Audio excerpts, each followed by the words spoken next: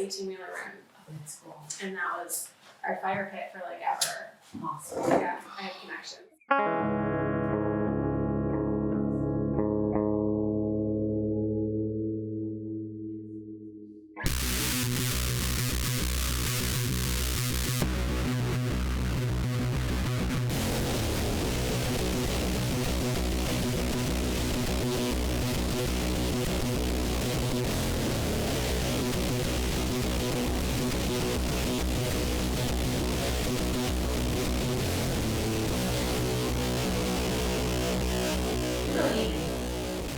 We're so Hilarious. excited. My first solo time without my cohort. I really wanted to meet him. I don't think I've ever. He's a fun dude. His beard doesn't fit in this room. It really doesn't. We miss you, Jason. He's out doing his Ellsworth Cooks thing. Ellsworth Cooks, sponsor of Meeting nice. Podcast. So really, as he would say, nice plug, nice transition. Mm-hmm. But we're excited. Jason and I meet here today to talk to the Kellys. It's how we refer to ourselves. The Kellys, Yeah. right? Kelly Bush, Kelly Metras, Marshall Street Grill, Union Tavern, Selena's, and I talk to you ladies a lot online. Yeah. So many times in my career while we were open, I didn't have time to give people the space to actually get to know them.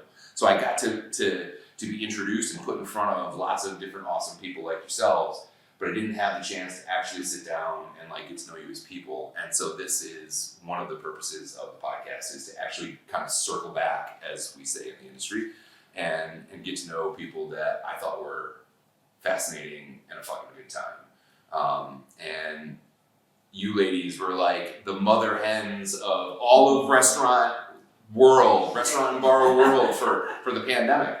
And you're who we all went to get the information, to figure out what was going on, and to figure out what the next pivot for our businesses were going to be, right? Like, so this is kind of fun, and I don't want to talk about the pandemic too much, but that's certainly where we started. So let's start with Kelly before we get to Kelly, and kind of like let's start with Selena's and how we got to here.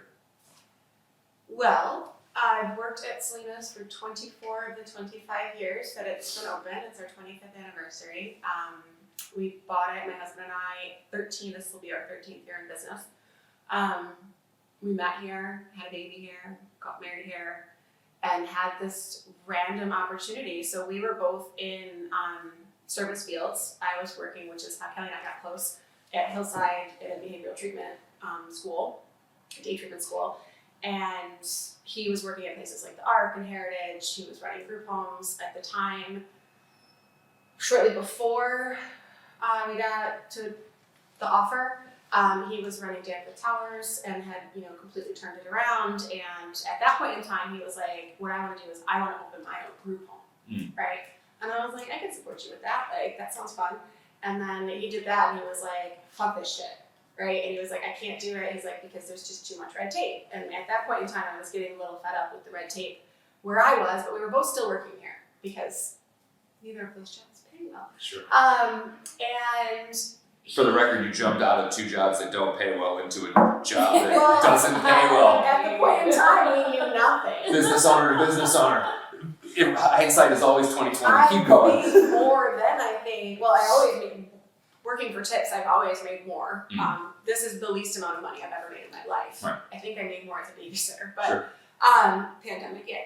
So he got the offer to become the general manager here, and he was looking for a way out at Danforth, and I was just waiting tables and working at Hillside, and he was like, should I take it? We're like, well, if we're gonna open our own place. So we kind of pivoted to we had some ideas of opening our own hospitality style business. What that looked like, we were still working on. So I was like, well, we've done everything else in the restaurant between the two of us, and neither of us have done like the back office stuff. So it's a great opportunity. So he went into that job to gather info, Sure. so that we would have more information when we opened our own place. And only like 10 months later, he came home from work. I actually really enjoyed this story. And he was like, yeah, I saw Albie, the old owner, today. And he was like, do you want to buy the business? And we laughed, and we were like, oh, he must have been drunk. And never spoke of it. Like that was the conversation, right? So a couple months go by and he comes home and he's like, I saw Elliot work today. I was like, I haven't seen Elliot in forever. And he was like, he asked if we had the money. And I was like, what? And he wanted a lot for it. We overspent. We had a serious discussion at that point in time, like, oh crap, like, is this something we want to do? And we decided. But up until that point, it was not a real we thing. had not talked other than, oh, he must be drunk. End of story. Never. But it was a thing to him, and it was a drunken passing conversation to you. We were just like, that's insane. Like his children worked here. Like it was weird. Okay. So,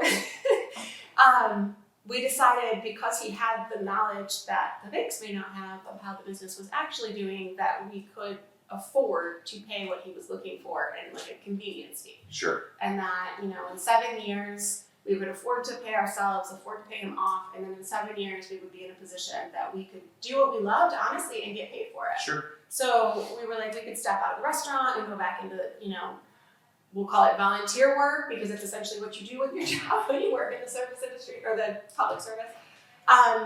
So that's how we jumped in. So one day, May 22nd of 2011, I found out I was pregnant for my second kid, and May 23rd, I walked into work as the owner, even though my family worked here and the owner's kids worked here and friends worked here. And after I think I was in my 12th year of working here, so it was like we were like a little family, and it was weird. But yeah, so we jumped into it blind, right, and learned a ton of lessons quick because no matter what you've done in the business, you don't know what it's like to be on the business. Correct. So the first couple of years we had a lot of lessons. There was a lot of tragedy here financially that we had to overcome because we had this giant loan now. So things like, you know, shit floods and you're like, oh, I have to install my own plumbing because nobody will fix the fact that my restaurant keeps filling with shit, right? And The you just have to ins keep and outs. going. And I'm like, I don't own the building, but I'm installing plumbing because nobody will fix it.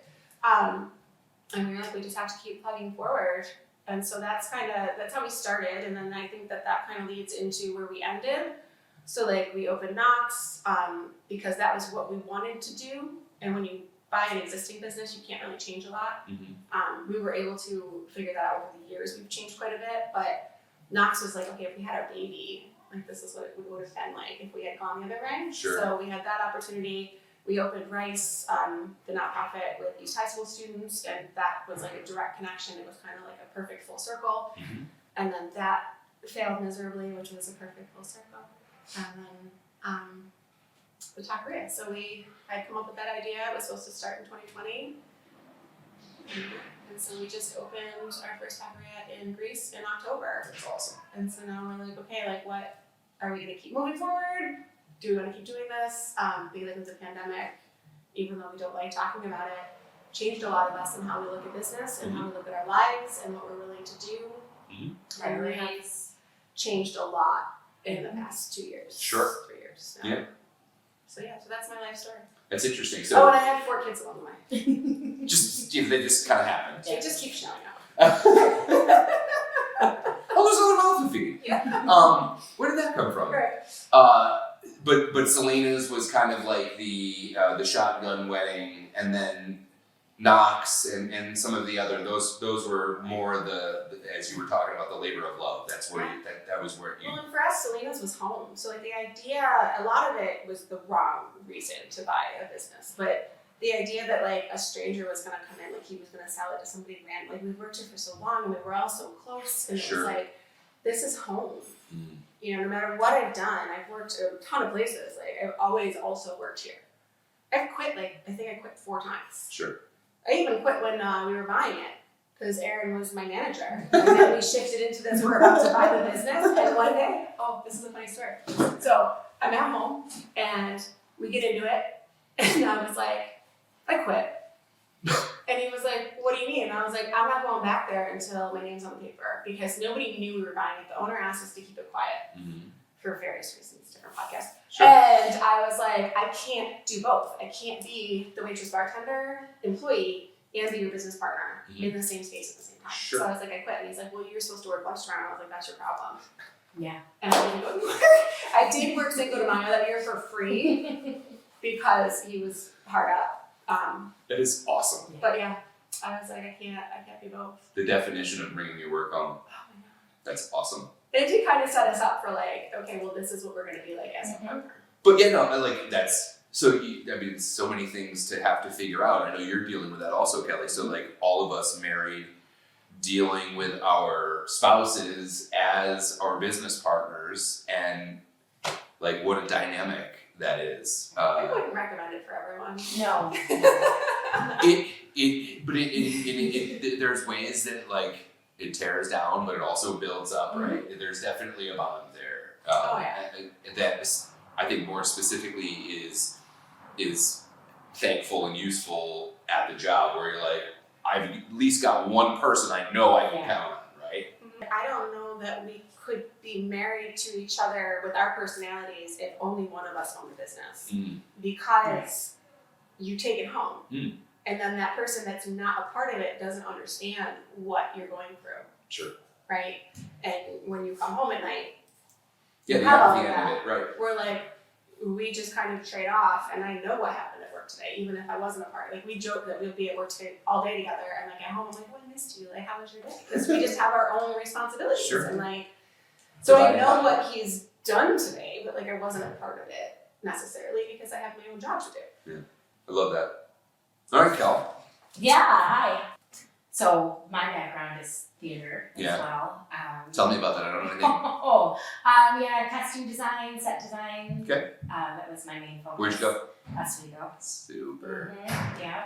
And I transferred in. I had done a semester at Potsdam, and it was too many things didn't work for me there. Came home and did worked a season at Jiva, and then went to Oswego, and I'd already worked professionally in this field. I'd already done a semester and 2 weeks of college, so I was very advanced. I'm going to a new school. So you knew everything. I knew everything, but like theater. As all new theater students Yes, exactly. But a theater department, everybody's so like tight.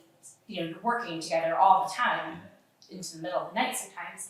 So I'm like, I need to like get my in because I'm not just a freshman. Yeah, right. So I went to my advisor and I was like, what concentration has the least amount of people? And she's like, costume design has 4 and 3 of them are graduating. I'm like, I'm going to be a costume designer. Because I have great fashion. I don't. Market deficiency. She was an entrepreneur and she didn't even know it. Exactly, but that's how I got my in because there's so many it was a pretty decent theater program and everybody had, student things to work and I was for every show costume designer, so.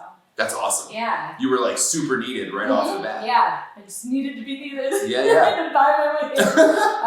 But I worked a little bit outside, worked for all the local theaters here in Rochester, moved to New York for a short time.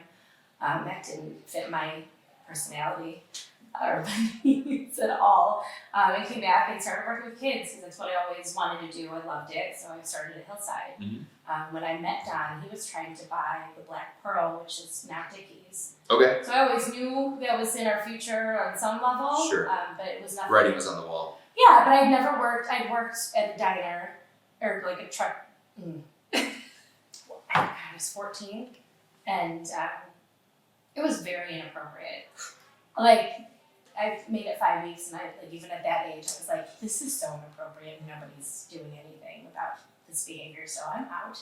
And I went back to Like just boys being bad boys, Yeah, or like food safety stuff. no, like just food more stuff. like just the boys customers being- that I was dealing with. being dumb and boys. Oh God, and in the 90s, 80s, like. I developed society at was 12. okay with that. And so I always looked quite a bit older than I was, and there was a lot of inappropriate behavior. So nothing on management, it was just the customers I was Sure, hanging out. unfortunately. But it comes into what our industry kind of deals with and still deals with, that there's just this idea that you can treat wait staff like Whatever you like want. whatever you want. So anyway, that was my only introduction to this world, and then Don worked at Acme. I worked with Kelly for a long time, and then we started looking at stuff. We looked at a couple places and went to Damien's one day and we're like, this is exactly what we want. We want a neighborhood pub. We want something, and it was literally on the corner of a neighborhood. And it just felt right, and it felt like it's the right kind of space for us. So we went forward. It was a long process to get that, and obviously Don was gonna do everything, and I was like, this is your baby, like I'll do the books and I'll make mac salad. Like that's my contribution. I feel like I just told the story, so I'm like, I didn't make the mac salad because I'm a horrible cook. But I said I'll do the books and things like that. And I know nothing about this, but Sure. as I'm sure we'll keep saying, going into business, you open what you're passionate about, all that other shit. Like, there's just no way. There's no way you know it. And so I was like, I'll do this thing that I'm completely ill-prepared to do, because also I don't like math. And like, I could input everything into QuickBooks, but when it would come time to reconcile, like something's not adding up, but I don't know what any of these words mean, so I can't even like riddle out what I'm doing wrong, because what is a cost of goods sold? I still Right. And Like- Google wasn't quite as big. Right. Like now I feel like you can almost Google it. Mm-hmm. Yeah. And there's no network. Foreshadowing. There Yeah. was no network of place to go where I could just ask these questions and not feel like a fucking idiot. Like I should know how to do this. People do this all the time. So that was how I got involved. I loved my job at Hillside, and I always said, like, as long as I love my job every morning. You left it every morning. I did. Not every afternoon. Okay. Barely in the afternoon. Right. But like So I'm remembering a bunch Important of days. distinction. yeah, but like every morning I was like, I'm ready to do this, I'm ready to work with these kids. I was a behavioral specialist, so I wasn't stuck to one class, I wasn't stuck to one thing, I was wherever I needed to be, or wherever they needed me to be. And then a day came when I didn't. And I was like, this is time to go, because they deserve my best. And if I can't get my best, I gotta go. So I gave them a 3-month notice, because my job was very specific. Mhm. And I needed that time. And I was like, we were doing really well. And it was year 2 of Marshall Street. And so I left and started to work behind the bar and learned what that was all about. And that lasted about 2 years. And then I said, we were driving down, we were going on a cruise. We were taking my parents and Don's parents for their respective anniversaries. And we were driving to Baltimore, and I was like, oh, well, it's a long trip. So by the way, I want to do this. Like, this isn't the best use of my time. I was working days, and it wasn't that busy, and it was like, there's so many things. Like, your night, you're doing the thing, you're the face, everything's great, what you're doing, but like, I don't enjoy it. I'm not good at it. And day bartending is a separate beast. right, so I'm not consistently busy, but I'm also thinking like I really want to build this catering program and I really want to do events and do all these things. Mhm. I need to be in my office because now I actually know math and can do things. Sure. And this is standing here because I've got 3 people. It's not the best use of my time. Right. I like football. I like bartending football. I walk home with hundreds of dollars, so I'll keep that. But really, I want to work to this new area because now I'm actually learning about this industry and I'm learning the things that I like. I always knew I liked sitting and drinking and eating, but business ownership is different, and that's kind of when I got involved with the restaurant association too. It was like, okay, I want to learn. Right. I'm ready to learn. That's but you kind of like you spoke to a very important point, and like as a business owner, we all talk about it all the time, the ability to work on the business and not in the business. We all have to work as owner operators. We have to work in the business just as a means of making the books work, Right. but also like quality and consistency and everything else, right? But when do we get to work on the evolution of it, how it gets better, how it gets more efficient, how to improve culture and all of these other things that are very, very important. Yeah. Oh, by the way, still doing the books. Right. Yeah. I like doing the books. I do too. I love it. I'll never give that up. People are like, you can pay a bookkeeper for like less than you should be charging yourself. And Sure. I'm like, yeah, but it keeps, now that I'm not on site all the time, it keeps my hands in the money. Yeah, and I know, and I can see what's going on. You Sure. can see the patterns, yeah. Union Tavern was something we both wanted. I wanted something that felt more me. And Don always had this idea of like, we created a really great space where everybody feels welcome at Marshall Street and all walks of life, but where can they go on a nice date and have a steak and not be judged for what they're wearing and can come in however they're leaving work or however they're comfortable. So we wanted a space like that. And he always said, I want brass and fern. I was like, those are just words. And he's like, the last episode, like the last scene of Law and Order when, the lawyer just won a big case, or he lost a big case because it looks the same. And he's drinking the whiskey and it's dark and there's like brass rails and ferns. So we looked at a couple places and then went into the reunion inn and I'm like, There's a brass rail. brass rail, ferns. I think it's perfect. And I had loved that space for years. I had Sure. gone, that was the first place I ever had a drink before I was legal. Okay. So After you were legal. yeah, right, depending on the Statute of limitations. Yeah. I think we're okay. We're okay. I just loved it, and he came in and was like, "Yeah, this is good." So we bought that, and That's cool. that's how Union Tavern started. And then we opened in July of 2019. Go pandemic! Yeah. Yeah. So yeah, February 2020. We're like, oh, we're doing good for a February. This is amazing. So I think I caused it. Yeah. Pandemic. Fast forward. Fast We're all so successful post-pandemic. Yeah, I'm out of business. But we know, I love the idea of right out of the gates that you kind of had this recognition of the organized ability of finding information. And like you identified that even prior to joining the Restaurant Association, just through your own experiences of opening up.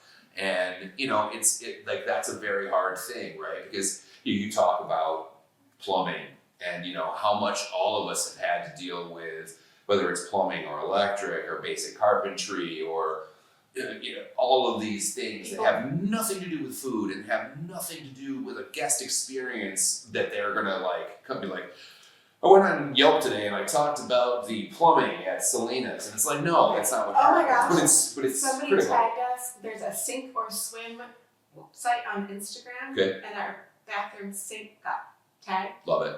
and I was like, There used to be a clean bathroom account. There used to be a clean bathroom Instagram account, and I woke up one day and we were on it. They were like, "Nice bathroom, clean children's changing area, and all the children's step stool to get to the sinks." And I was like, Internet's. "Well, we did something right. I mean, we got a good someone bathroom." noticed my bathroom. My wife felt really accomplished about that, and she wanted all the moms and families to feel welcome, right? But again, another thing that you don't necessarily think about as a customer, but and so you go beyond that, okay, so regulatory stuff and pre-pandemic, just everyday stuff to get permits and licenses, and we're not even talking about alcohol yet. We're talking about just operating a business, right? So what got you into the Restaurant Association? Somebody had come into Marshall Street and talked about it, and I was like, oh, you know what?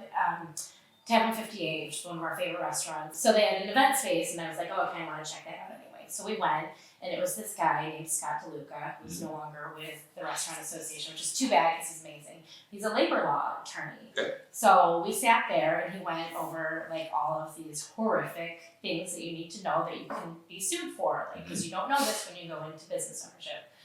That all of this stuff now you're legally accountable for, and got to employee mealtime, and we're all like, none of that makes sense. I have to give them a break at their busiest time. It's bananas. Who wrote this? Right. In 1940.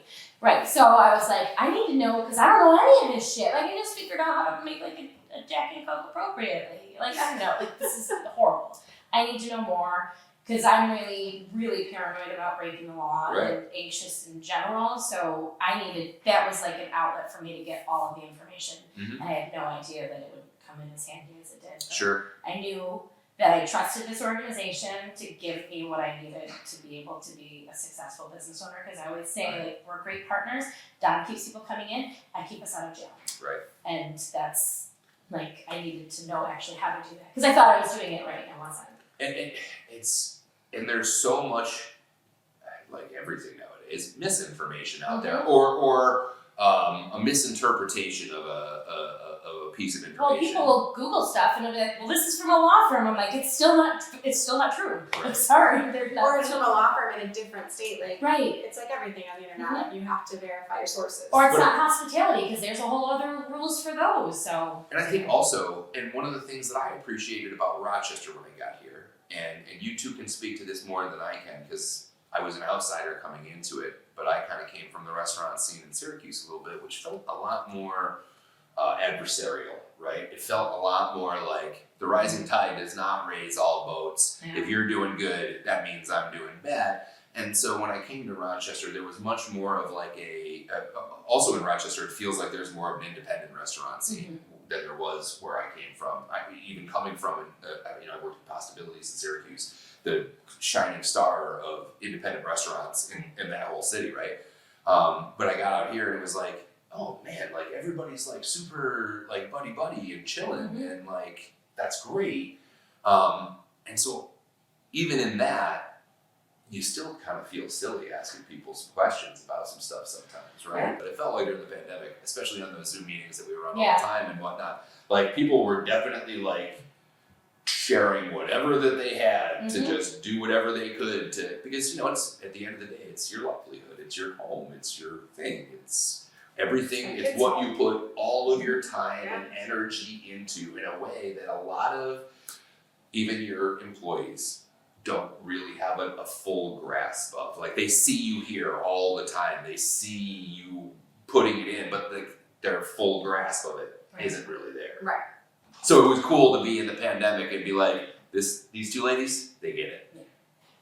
Well, we actually started Bossy because of our connection at Hillside. So we used to get together and have like breakfast or happy hour or dinner or whatever.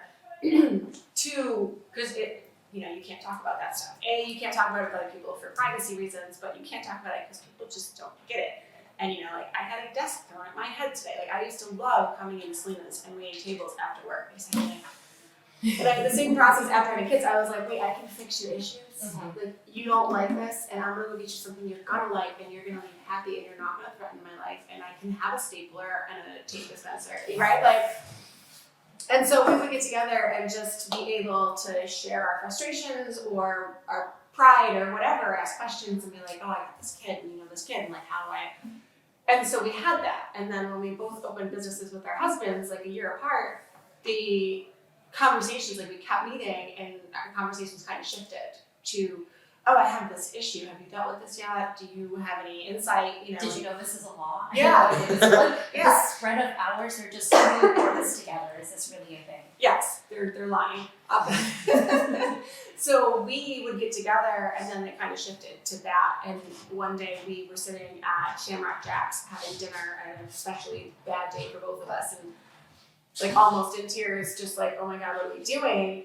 And we talked about how good we both felt every time we left. And like, you drag yourself to these meetings with each other and you don't want to go anywhere. I just want to lay on my kitchen floor and eat ice cream. Like, but you're like, I'm going to go meet Kelly. And then I would leave and be like, oh, that's so good. Like, there's somebody that gets it. And we were like, I wonder if and for us particularly, like we were both in male-dominated fields, especially over a decade ago, with our husbands. So we would go into meetings and people just look past you. And to this day, they look past me, and I find it hysterical because at the end of the meeting, Aaron will be like, I don't know, Kelly, what do you think? And they don't even know that I'm his wife. They don't ask who I am. They don't care. And I'll be like, yeah, I gotta think on this. Like, I don't like the way you handled that. But they don't value you. It's a societal issue. So we were like, I wonder if there's other women that would appreciate this feeling that we have every time we leave. And so we just threw together a happy hour and invited a couple of people we knew that were businesses in this room. And Bossy was born. Like everybody laughed, just like, and whether you're making jewelry in your basement or you have 50 employees, so many of the issues are the same. Sure. Right. And there's definitely a divide of having employees and not having employees, having a brick and mortar and not having a brick and mortar. But all of the base issues of having a business are the same. Sure. And so everyone laughed, like, oh my God, when are we doing this again? Right. And so that's how so we started off already in this process of sharing information. Sure. And just like threw up a Facebook group, like a private group, and once a month we get together, and it's grown. It's over 500 women now. That's We're cool. actually consolidating to smaller groups. We're expanding out to involve people who are not women in a different chapter. Yes. Because especially during the pandemic, there was a huge shift of like, well, I need that too, and people reaching out. Right. I said it all the time. I was like, ladies, I'm scared So of used to help. people women coming to us because of Bossy, or they knew about Bossy, and then all of a sudden the pandemic happens. And like, our knowledge has value. Yeah. 100%. So we want to share it with as many people as possible because it is a very collaborative area, and I think the pandemic made that even more so, where we all started to realize that if we all do the right thing, well, like quality businesses bring quality people. So Yeah. be nice to your neighbor, because more good people are going to come. Because not everybody can eat out at your restaurant every night, but there are people that eat out every night. So like, let's all work together. So what you were just talking about with regards to Bossy, I think is really cool too. This consultation thing that you're doing with it, right? This service that you're providing, and I think that's the important part of it, right? Is you said that the knowledge that you have and the service that you want to help provide has value, right? And it is a little bit of a slippery slope for a person, especially when the people that you're going to talk about trying to consult to. A lot of times, the first customers that you're going to try to get are going to be your friends and your like sort of close inner circle. So like that can be a difficult thing to navigate about like, okay, so I'm going to charge you because I'm worth something. Yeah. And then that person's like, well, yeah, you're worth something, but are you? Right. Well, that's the imposter syndrome, right? Like, Well, I live that every day. yeah, like, am I good enough to share it? And I kind of laugh because I really kicked in during the pandemic when people and businesses would reach out and be like, I'm going to help you navigate the pandemic. And I was like, when the fuck have you survived a pandemic? Right. That you can help me navigate a pandemic? Like, fuck you. And you're an employee for a business. Like, you have no idea. Yeah. Sure. And like that really was like, now I can help you navigate a pandemic. Right? So screw all you people during the pandemic that thought they could, because I've actually done it. Right. And like, here's what I've done, here's what I know, here's what I can help you with. So for Bossy, we actually are charging this year. So we're creating a paid model, and for us, we don't want to charge per thing, but it is more, if we just charge everybody a fee to join the group, we'll continue to share our knowledge for free and have these moments for whoever wants to take advantage of it. But then we're not like, okay, well, my fee is $50 an hour, right? Like, I'm not doing anything for less than $50 an hour because it's taking away from something else I'm doing. Sure. That's probably too low. But even that's an important concept, right? And that, like, man, what an important thing. Just the concept of what is your time worth, right? And what is it? So what is your time worth? But that doesn't necessarily mean that you're just going to take that amount just to give up anything either, right? Like that's all of that is super interesting to me. But so from there's this very communal, there is this very mentorship kind of feeling that you both very much are like hold dear to you as far as like helping people grow, right? And sharing the experiences that you've had, the struggles that you've gone through. And I mean, our failures are just as valuable. Like more so. What we've learned from that is huge. Oh gosh. Very expensive too. I mean, that kind of fits into what am I worth? Like, what have I had to give up to get to this point? Yeah. So yeah, it's not 50, it's 125 an hour. I think that's still might be too low. Yeah. And you talk about, just as a person having a partner working with them and living with them, and you throw in kids and how that certainly encapsulates all of your time all by itself, right? How has that been, and how have you dealt with that? How has the day-to-day evolved? Because that's exactly what it is. It's an evolution, day to day, week to week, year to year, month to whatever. Yeah. Like, Well, that's one of the places that Kelly and I are different in, which is an amazing insight too, is that Kelly doesn't have kids and I have a lot of them. So, collectively we have an average amount of kids. Yeah. But when Erin took the GM job back in 2009, we had a very serious conversation. So my dad was a truck driver. And I love my dad dearly, but I never saw my dad. And when we got older, my dad looked back and was like, I missed everything. And so now he is an amazingly hands-on grandpa. Like, he is not gonna miss shit. And now that there's so many grandkids, it's probably very difficult, right? But he's like, I am attending everything because I missed everything. Everything. He came home a lot of nights, ate dinner as I was going to bed, right? And my mom stayed home because that's why my dad worked all the overtime, because that's how he's supported the family, right? And so I told Aaron, just in that position, I was like, to go do this, just as a management position in a restaurant, you're not going to miss our kids.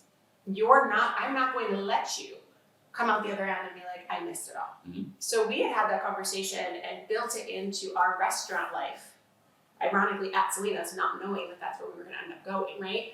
So his schedule and how, and I talk to people all the time, it doesn't always mean that you're home for dinner, but making sure that you're home. So, we're flexible because of the restaurant industry, so we are both there almost every day for breakfast, right? So we all get to have breakfast together. We get to go to all of the functions because we're flexible. And Just because it's non-traditional doesn't mean it's not valid. right, and it doesn't have to be we sit down at 5 o'clock and have dinner. Right. But we are going to participate and we are going to be flexible, and if that means that I have to go into work afterwards or I go into a different, and we just work with it. So for us, it was a model that we had already made, and then that was what everything else was centered around. So I think that we run our business very different than a lot of restaurant people, and especially different from a lot of restaurant people with kids. Sure. But that was made that way. So we split a lot of the responsibilities, especially early on. So someone was always home as much as possible. Like not Friday and Saturday nights until we had a team, but like the other nights, it was only one of us gone, or one of us would go into the daytime, and one of us would go in at night.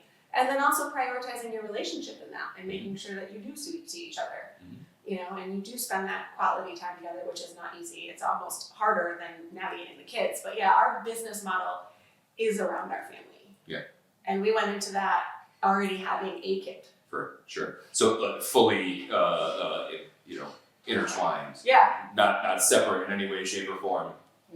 Yeah. You get what you paid for. And honestly, because of my parents, right? So my mom wanted to be a mom and wanted to be a grandma, and that's what she wanted. So I never had daycare. I never had to deal with, I did for one, but that's for legal issues, but I never had to worry about who was going to take care of my kids, who was going to pick up my kids, because they've always been willing and able to be like, oh, you have a meeting today, you're not going to be out of time, I'll grab the kids for you and leave at the house. Sure. I've never struggled with that. Big support structure. Which is really hard if you're in the industry and don't have that. Yep. So daycare is huge. It's even huge for my employees because it's 9 to 5, and how do you build out in a business that is very women focused, just in the hospitality industry itself, which women tend to end up having kids, how do you stay in that and continue to be able to support your family in a way that you're there? Yep. Yeah. And you also talked, it's important to also find the balance with your partner. Right. Kelly is amazing. So I don't have kids, Right. and so not that we work hard, we just tend to work more because we have that time available. So very early we were like, we need an hour each day where we just don't, we do something, if it's we'll grab lunch and we don't talk about work, and we something to come up, no, it's not just an hour. We have to have that because it's so important. Right. And we had very specific jobs, so I think that really helps when you're partnered. This is what you go to this for Kelly, you go to this for Donna. So that was really important. And then once other businesses started opening up, it was even more important. So it wasn't necessarily we have this hour because we're working together all the time. Now we're working separately. We need days. I need to know that Thursday night, and everybody knows, Thursday you don't call them. Really, that's the night they have off. Everybody just has to figure their shit out. Right. That is our time. And like I said, there's also when we're talking, one of us is complaining. So it's do you want me to respond as your wife or as your business partner? So important. Both are important, but So both are bad. very different. But because we're so intertwined with what we're doing, And dudes are simple. We need to understand that there's gonna be a different answer, right? Both answers are valid. yeah. But we're sensitive, weird people, and we need to be treated with such. Yeah, and I'm here to comfort and I'll make you feel good. I totally. But also, agree. business But also, is business. That's you can't see Yeah, shut up and get back to work. Right. Yeah. But I empathize with you and Yeah. Right. I feel your pain. Yeah. So but you also just got back from a cruise, so you're also finding time for personal enjoyment outside of it as well. So that's great too. Yeah. So where'd you go? Oh, we went to 7 different islands. Love it. So it was me. I didn't care where we were going, but we hadn't gone away since December of 18 before we opened Union, and then the pandemic. And it's funny because people see us going places all the time, but it's, you know, a restaurant association conference or something. It's always for work. Like, Right. we go away all the time. This would be nice. And I'm like, well, no, it's work. Right. Thank you. Like, this is a trip. Yes, and you know, I have to go to Manhattan every year in March. It's wonderful, but it's like a conference, and there's a board meeting, and there's things that I have to do when I'm there. Yeah. We're just fortunate enough to be able to bring our spouse because Right. we work with them. Yeah. Exactly. So this was something where like we're going, like we're just going. I don't care where it's going. Getting one of them really long extended balcony rooms because I may not want to talk to anybody by that point because it's tough and it's only gotten, this industry has gotten so horrible since the pandemic. It's such a struggle. It always feels like work. It's never really just feels like like it used to. Yeah. So it's like I just need to know that I'm like, we don't spend money on ourselves a lot. We're just gonna do this. So we went to like 7 different islands. That's awesome. Yeah, it was. You gotta have the time. Oh, it was wonderful. A little bit of sun, whatever recharges the soul. Yeah, and I need it. I need that long. I need 2 weeks because I need to like the first Takes couple a couple days. Do you plan like the vacation from the like a couple of days post vacation to like get back into the swing of things? No, I ruined Or do you like I from ruined it. plane Well, to we work? joked about that because we shut down Marshall Street because we just bought the building. Okay. So we bought the building in end of September.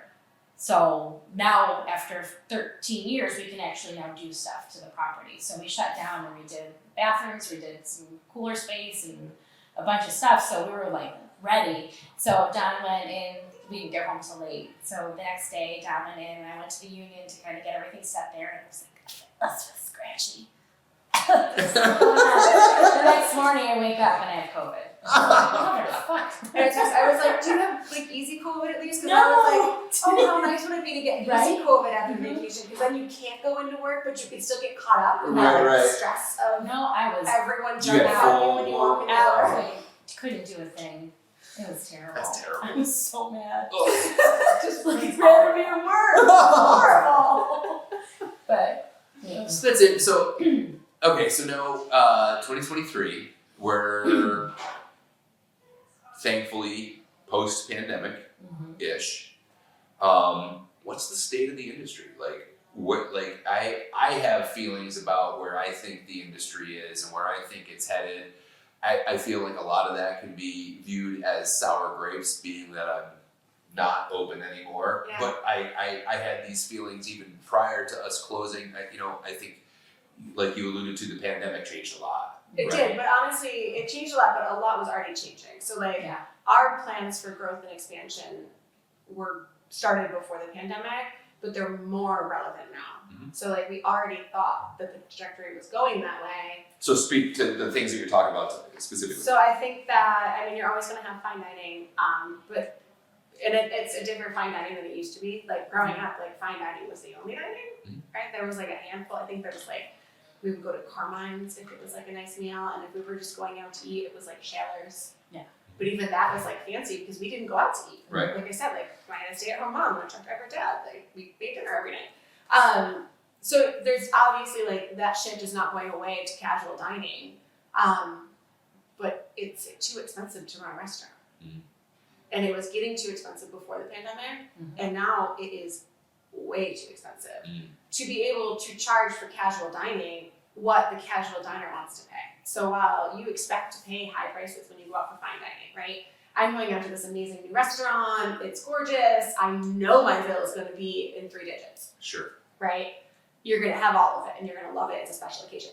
But when you're just grabbing dinner every night, like Kelly was saying, there are people who eat out every night, but they can only afford so much in their budget to eat out every night. Yeah. And I can only charge so much for a taco. So while like every business advisor I work with is like, you need to raise prices, I'm like, there's only so much you can do. Well, market will only vary. if it costs this much to make a taco, you need to charge people for that. And I'm like, I get that. But then I don't have customers because they can't afford my taco. And I need to sell more tacos to pay for everything else. Right? So it's like that struggle. And I've talked to my employees a lot about it. And it's just something that if it continues on this trajectory, places like this can't exist. They can't. We have not had a profitable month since March of 2020. I have not made like a dime. Mhm. I have lost significant amounts of money. And the only reason we are still open is because of the funding that the government put out, and we Sure. were able to stretch it. But now that is going away, and Totally. you're like, it's 2023. If I don't turn shit around, Right. what do I do? Right. You know, and then there's things like payroll, and I'm all about paying. I've always paid above living wage Mhm. for this area, and there's only so much you can afford to pay. Mhm. And it just keeps going up. So to give a good example, when I opened the restaurant, our payroll was, and we have less employees working right now. We have the same amount of kitchen employees, but less front of house employees. When I opened the restaurant, it was $7,000 a week, Mhm. and it is currently $17,000 a week. And it has, going. And it's not just what you're paying, it's taxes. I mean, Yeah. since the pandemic, And all of our- the government gets more tax money out of me because I have to pay taxes on every employee I pay, which no one tells you about. You have to pay taxes to have employees and to pay them. And then I also have to pay taxes on everything else in my own pay. So it's like people don't understand that there is actually a tax you pay on having payroll. Mhm. And unemployment tax tripled after the pandemic Yes. in the state because we are now all responsible for filling that. Which is a full-time employee. And they tried to sugarcoat it by saying that like They're not our raising rates. Yes. we weren't going to get like a yearly charge, but the rates did go up. Right. Like Well, they didn't raise our percentage rate. They raised the baseline. Correct. To get away with so, not just like you were raising. saying. So It's not based on ratings. the floor didn't come up. The entire thing shifted, right? And the same thing has happened with pricing on and value and what it costs to run a Honestly, restaurant goods too. and services this year has been the worst it's been. It wasn't this bad in COVID, like in Yeah. deep COVID. Like how much we were paying for things is worse now. Yeah, they really predicted, like, for our industry, this is a 5-year issue. And I think we've talked about it all the time. You'll see more places close now because the funding, there's no more funding. Right. Like you'll see this, somebody put out like, there's this new grant. Like, it used to be like, oh, I don't really need that right now because I have the PPP I'm still working off of, or I got this thing Right. from the, but now everybody's going for that. Yeah. They don't last more than hours sometimes before they're closed. And honestly, at this point, if it's like $5,000, I'm like, it's like spitting in the bucket. Right, like that's. Like thanks, but no. Right, that's we got a day Say to no go. to anybody, but Uh-huh, is Dennis, it worth Dennis the Menace, gee, thanks, Mr. Wilson, for the quarter. Right, is it worth my time, or is that, 2 hours because you gotta pull all this other shit? no, it's way more than 2 hours. Right, so the time it's to get the $5,000, could I have made a difference and done something different, or worked my menu differently, or Right. costed something out better?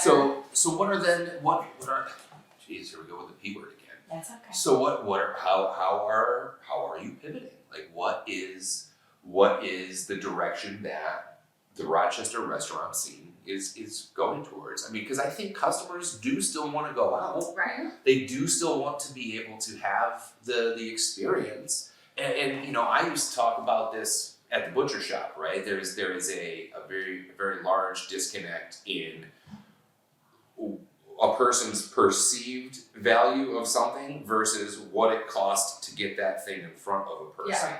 right?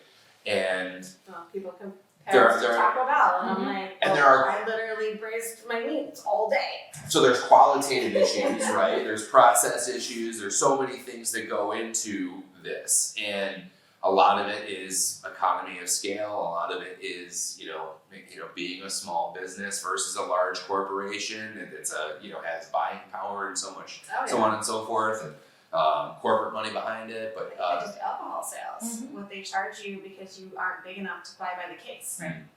I mean, I think their takeout is here to stay. I think I remember when we first did our first takeout, and I was like, on a steak, like it's disgusting. Like, oh, what are you doing? But we're still selling them.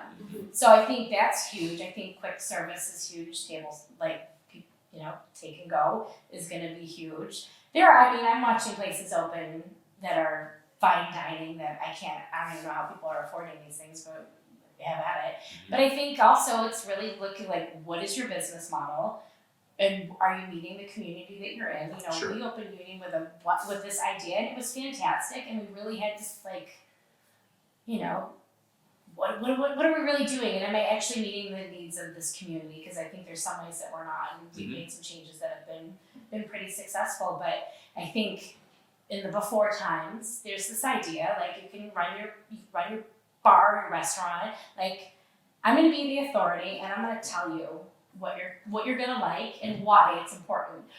Or I'm going to listen to you, and I'm going to buy what you want to buy because you would never do that before. Like I'm not going to buy just because you guys all want. Like I'm the authority here, and now that's kind of shifted. And I don't know if it was more ego driven before or just like this. If we're the owners, we have an idea and we're selling a product that we're really, really supportive of and that we really believe in. And now we kind of have to take a step back and be a little bit more collaborative with our community. And I think the places that are going to be successful are places that are doing that.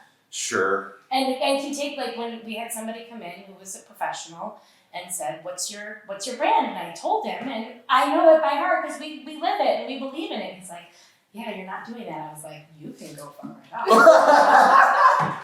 And like, I was really pissed off because it made so much sense and it was successful, but now it's not. And then I was like, the next day I was like, oh, I'm so sorry. Like, no, now that I've thought about it, you're really right. And I'm not meaning But that. you were right in the moment too. You can fuck right off. Yeah, for sure. Good for you to like reflect on it though, right? And then I was like, okay, we've got this farmhouse. Why are we not celebrating these amazing history? And like we're doing this whole New England vibe because that's what we felt. We're on the lake. There's so few places on the lake that you can go eat. It makes no sense. But I also know the history from the very first person that built that was in that property. So I've spent so much time like focusing on that and loving that and nurturing that and turning that into events. I'm like, why aren't you like celebrating that in your food and drink? I was like, I don't know. Yeah. And now I need to figure that out. So we've really shifted in the last 6 months to kind of move away from this whole New England vibe, which I think you still feel and see, but now we're really celebrating the history of the house, the history of the area, the history of the people that live there. So. That's cool.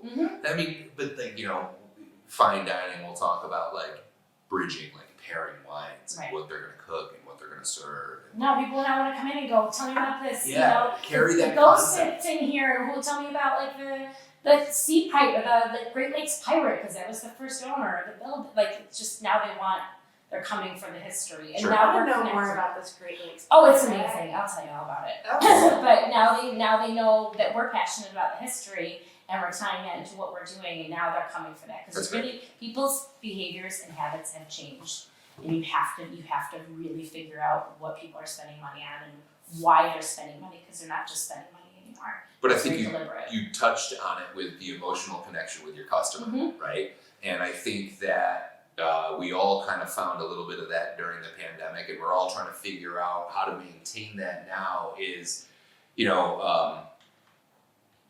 was a lot of this. Let's support, right? Okay, so we got your support, and we appreciated your support. So now, how do we translate what was a lifeline to keep us afloat into something that can be nurtured and move forward continuously, right?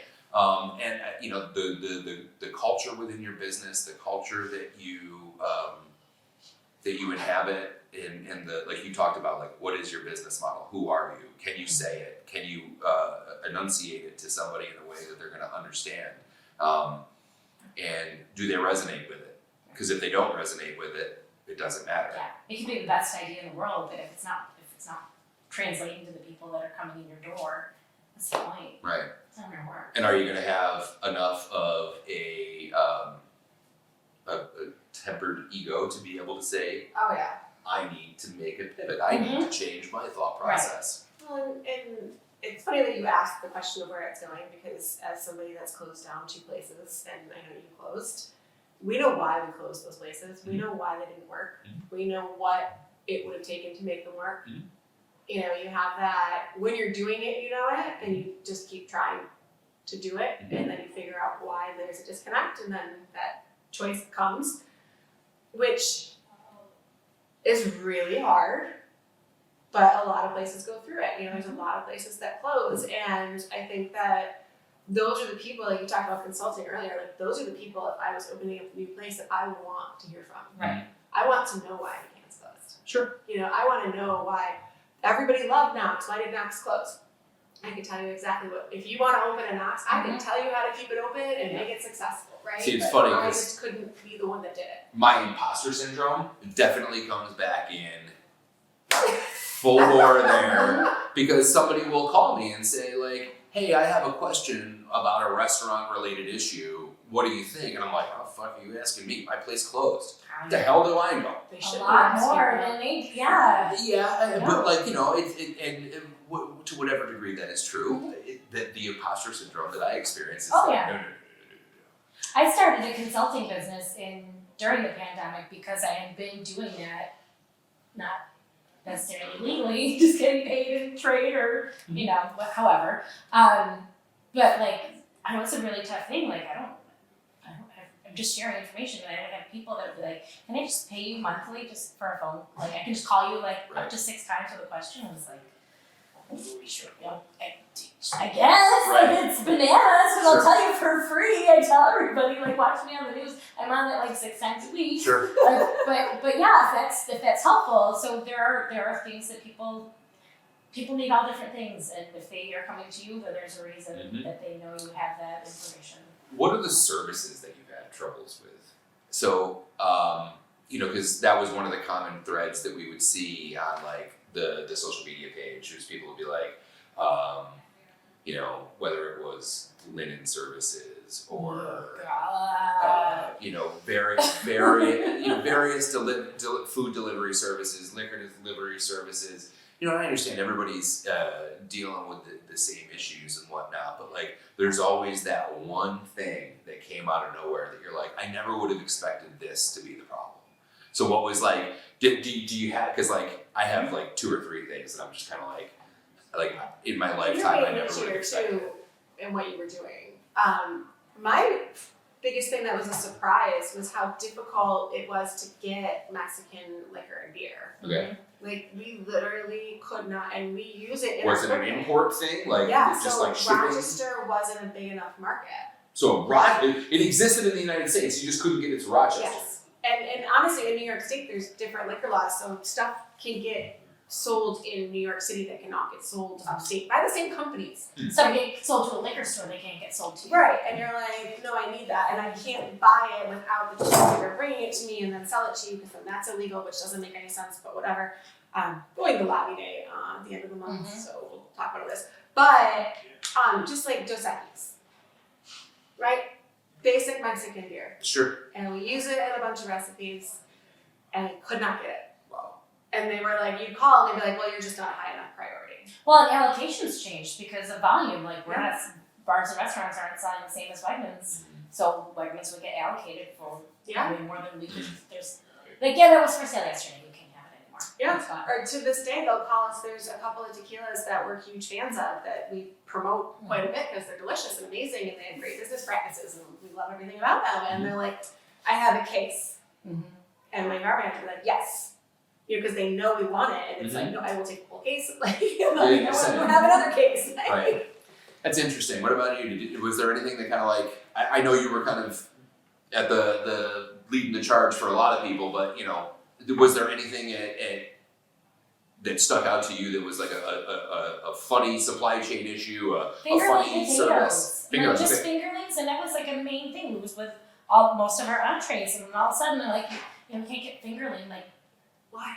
Are there, like, I don't even understand what that means. Like, what's happening?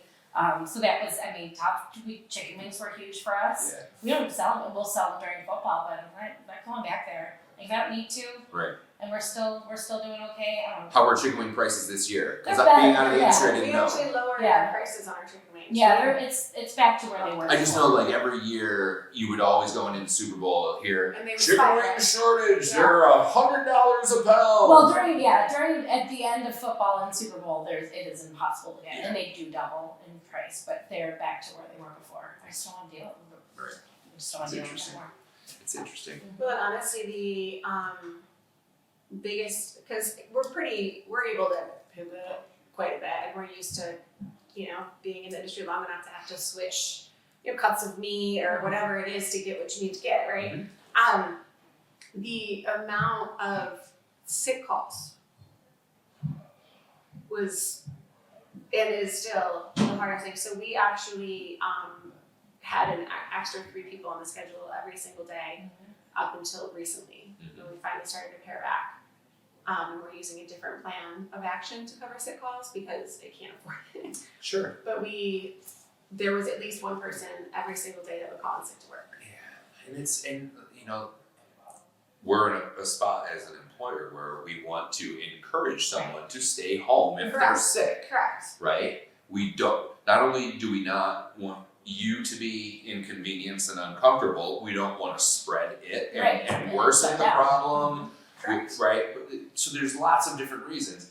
But oh, by the way, fuckery causes us to have 3 extra people on staff, which we can't afford, because now we're going to have to send 3 people home or keep them on. Yeah. And those 3 people are planning on this as income for them to be able to live, right? So we're trying to be understanding of living wage I'm like, and all listen, of this this, better be right? the cleanest fucking restaurant. Yeah, it's tough. If you're gonna be here. Right. I mean, right before the pandemic, New York State, mandatory sick time came into play, and then COVID happens, and then there's COVID pay that you're legally responsible for up to 3 times per person, and it's a lot. And yeah, you want to do it, and it's the right thing, but then and that's what people don't understand when you're like, oh, this fucking sucks. Like, I have no money.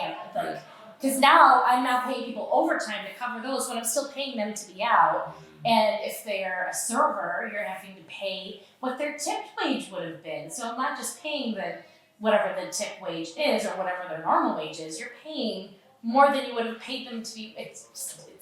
Well, and then when you have employees that go past their 40 hours for the year on their sick time, and then they're pissed and they want to keep calling in and they don't understand why they're not getting paid, and I'm like, you literally went over your 40 hours and it hasn't even been 10 months. Like, you don't understand how many times you called in sick because you got paid for all of that. So it didn't really affect you. So there was no, And then the rest of the team is so burnt out, which is why we ended up doing the extra staffing, because we were going to lose, and that's why we were able to not have a staffing issue throughout the pandemic. But because we were like, I can't afford to have you burn out and leave, so I have to have extra people on, so I don't get the downward spiral of the constant changing of the guard. Sure. So to not use the P word, but to still switch directions, what is then, since we've kind of talked about like struggles, obstacles, things that we've had to figure out how to be creative and overcome, what are the things that you're looking forward to about growing?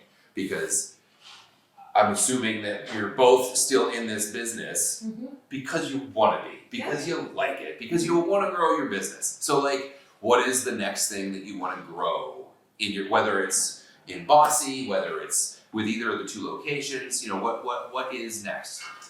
I've got a great team at the union. I've got an incredible manager. Yay, Amy.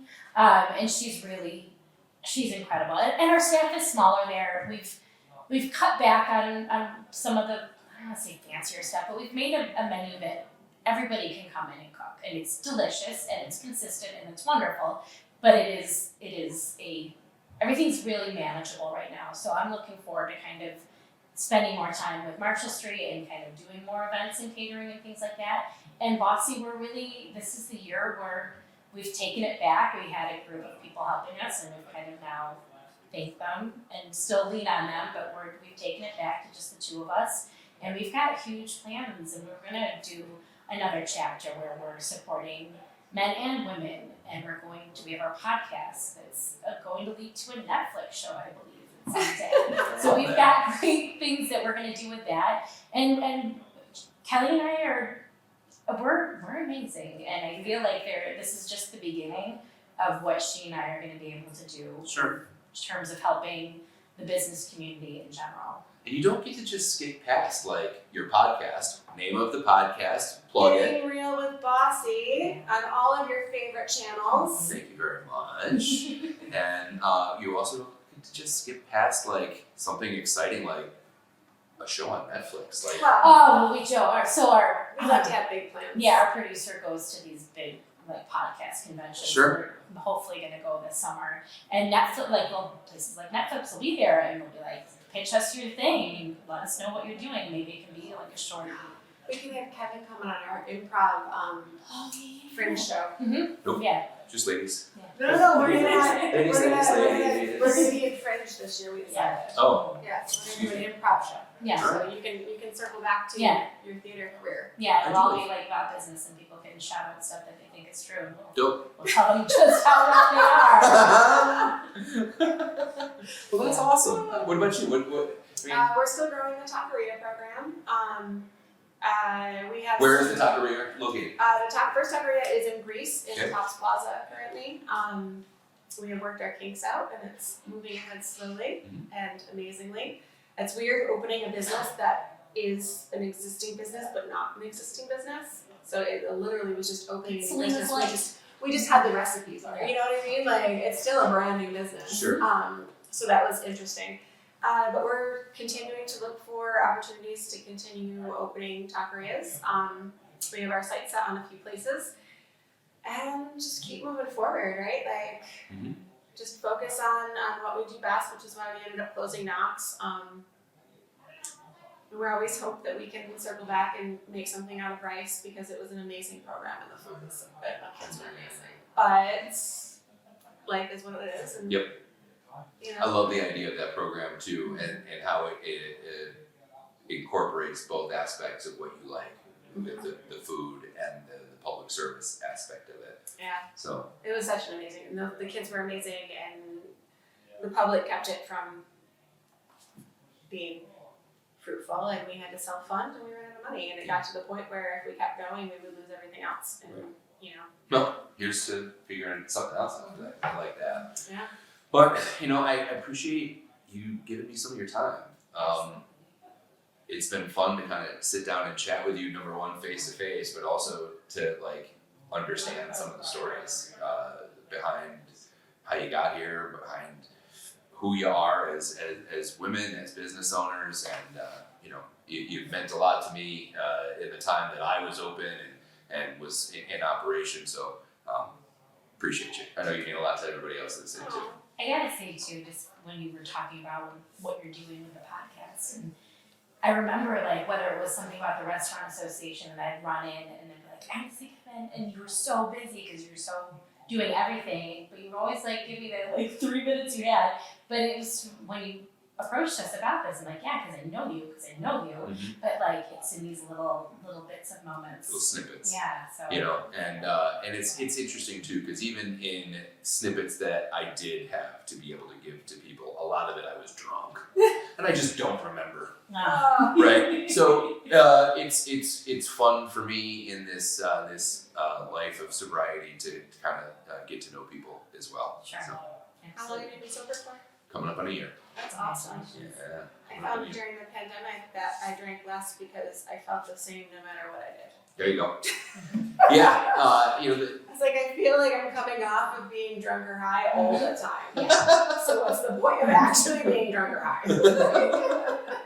Which is like a super bad word. It's like everyone else was like extra indulging and I was like, I'm practically sober. Yeah, Like I gave up. Like I don't want to waste my money if I'm gonna feel like this anyways. Right. I love it. I absolutely love it. But again, thanks for coming into the meeting. Thank you. Go to Selena's, go everywhere, go to Marsh Street, go to Union, and we'll see you next week. I don't even know who we're going to interview yet. I got a couple of people that have reached out, and we'll see what it is. But see you next time. Thanks, ladies. Thank you, Kevin.